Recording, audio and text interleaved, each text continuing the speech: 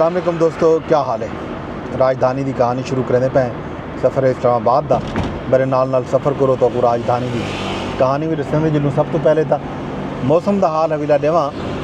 इस्लामाबाद का मौसम है जिस वेले चसूला बने खड़े, झड़ है तो हल्की हल्की बारिश थी है, अगों भी बारिश का इम्कान है तो नाल ठंडी हवा भी गुली खड़ी है।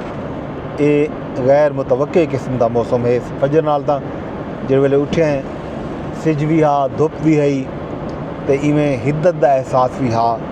लेकिन हुण अचानक हवा खुली है, झड़ आ गए सामने। तुसा मारगला दे पहाड़ियां डेदे बैठो सो तो उत्ते आसमान के उत्ते तकू सुरमई झड़ भी नज़र आते पाओ सन।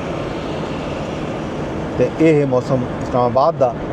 बाकी राजधानी दे विच मुद्दा मामला पाक इंडिया टाकरा चलता पे, स्टैंड ऑफ चलता पे। इवें समझो इंडिया दे पाकिस्तान खास तौर पर मीडिया दे विच तो इवें लगते जिमें शायद कोई जंग छिड़ चुकी है।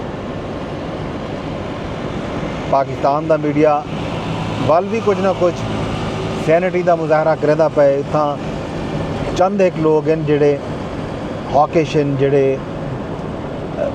शदीद या इवें आखो कि वो ज़बान इस्तेमाल करने बैठन जी जंगजुआना ज़बान है। लेकिन भारतीय मीडिया ने तो अत मचाई हुई है। उतना तो इवें लगते जिमें भाई मीडिया की स्क्रीना के उत्ते कोई कमांडर आ गए होवन। उन्होंने पता नहीं ऐसे ऐसा खबर घड़ के सुनावन शुरू कर दिते जो अल्लाह की पनाह। एक मीडिया चैनल ते ये आख्या गया कि जी पाकिस्तान जड़ा है फलां जहाज़ उत्ते ये अपने तैयारे तैयार कर गए, फलां जहाज़ ते अपने जो है ना ड्रोन खड़े कर दिते थे, उन्होंने उत्ते जोहरी हथियार तक भी ला दिते गए। कई तरह दी खबर उन्होंने दिते। तो वो जड़ा है अजीब अजीब किस्म का बयानिया है जड़ा भारतीय मीडिया बनाने की कोशिश करना पे। तो वो सिर्फ एक दुक्का नहीं, बहुत सारे चैनल हैं, बहुत सारे। एक सुजामपू हाँ उत्ता एक पाकिस्तानी भी वेंदे तो वो इो समी ज़बान इस्तेमाल करें जी कहीं सूरत भी मुनासिब कोई नहीं। ज़ाहिर है उन्हें को अंदाज़ा कोई नहीं कि जंग जी है कोई बालें का खेल नहीं होता, कोई जंग कोई मजाक कोई नहीं। लेकिन लगता ही में है पाकिस्तान के सोशल मीडिया के उत्ते, भारत के सोशल मीडिया के उत्ते जेडे मार्का बैठन, जेडे मीम्स बने पैन, इवें लगते हैं कि एक मीम्स की जंग छिड़ चुकी है, मजाक की जंग छिड़ चुकी है। बस है मजाक जंग को शायद मजाक समझते, मजाक है कोई ना। तो ये सूरत हाल है मीडिया के उत्ते। पाकिस्तान दे विच जिहड़े वड्डे टीवी चैनल्स हैं उन्होंने तो बाकायदा एक ट्रांसमिशन शुरू कर दी है, खसूसी ट्रांसमिशन शुरू थी चुके हैं।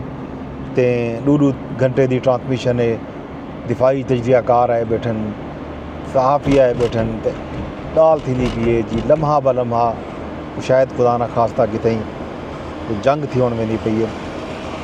ज़ाहिर है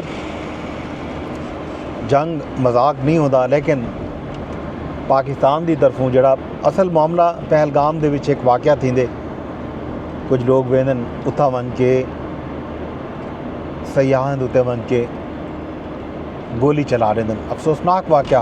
पाकिस्तान ने ई वाक़े की मजम्मत भी की है। ई वाक़े के फौरन बाद इल्ज़ाम तराशी का सिलसिला भारत की तरफों शुरू कर दिता वेंदे कि जी ये पाकिस्तान करना पे, पाकिस्तान ई वाक़े के पिछो है तो पाकिस्तान को सबक सिखाया वैसी।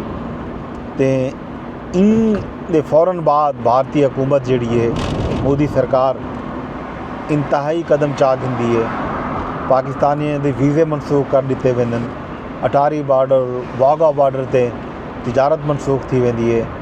हत्ता कि वो लोग जेडे अपने निके निके बालें दे इलाज वास्ते उत्था गए, वो एक इलाज वास्ते ह्यूमैनिटेरियन बुनियाद के उत्ते एक वीज़ा गिन के गए, उन्हें को भी आख दिता वेंदे कि जी तुसां फौरी तौर पर वापस लगे वञो।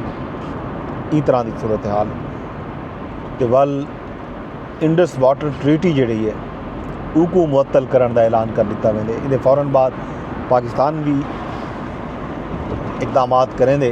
तो पाकिस्तान के जिहड़े वज़ीर दिफा हैं उन्होंने एक सख्त बयान सामने आंदे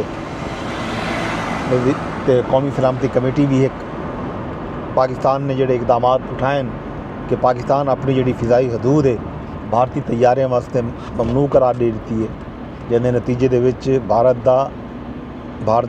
के निजी एयरलाइनस का करोड़ों रुपए का नुकसान देना पे तो भारतीयों के वीज़े मनसूख थे सिखों को छोड़ के तो इन तो इलावा पाकिस्तान भी वाघा ते अटारी बॉर्डर के उत्ते पाबंदी ला रहे भी कई किस्म की ट्रेड जी नथी सी तो पाकिस्तान ये चेतावनी भी देंदे कि पाकिस्तान शिमला मुआहदे समेत बाकी जोड़े भारत नाल मुआहदे हैं उन्हें को मुअत्तल या मनसूख करने का हक रखते ये तक गल चली वेंदी है।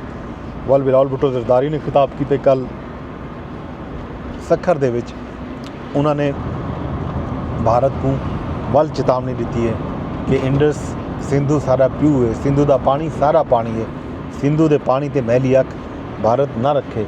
अगर सिंधु दे विच पानी ना वासी तो भारतीयों का लहू वासी ये तक गाल थी है। बिलावल भुट्टो ने एक जरा जलसा किया यौम तशक्कुर के तौर पर किया कि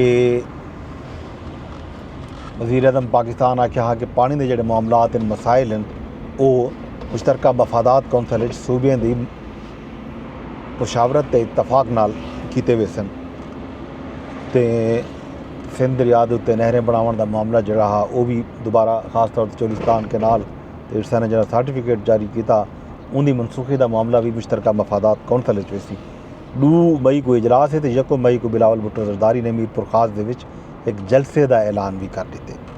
ये जनाब राजधानी की सूरत हाल बाकी खैर खबरां वो तो उड़े सूँ अगले ब्लॉग भेजे मैंने अरदास जो कर मेरे ब्लॉग को शेयर लाजमी कराए। फेसबुक पर दे बैठो तो फेसबुक पर शेयर की जाए, यूट्यूब पर दे बैठो तो यूट्यूब पर शेयर कराए। रब सोने के हवाले।